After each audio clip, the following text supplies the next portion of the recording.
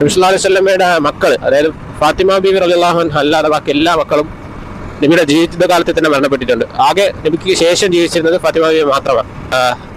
Qasem Abdulla ഇൻഫൻസിയിൽ തന്നെ മരിച്ച ആളാണ്. പക്ഷെ ഇസ്ലാമിലായിരുന്നു മരണപ്പെട്ടത് നുബുവത്തിനൊക്കെ ശേഷം.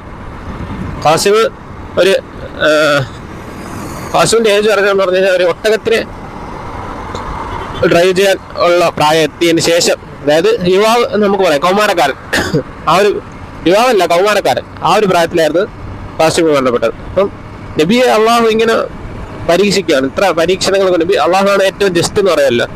അപ്പോൾ അള്ളാഹു ജസ്റ്റ് ആവണതിന്റെ ഒരു ഉദാഹരണമാണ് നമുക്കിങ്ങനെ കാണുന്നത്. നബിക്ക് അത്രയും കഷ്ടപ്പാടായിരുന്നു.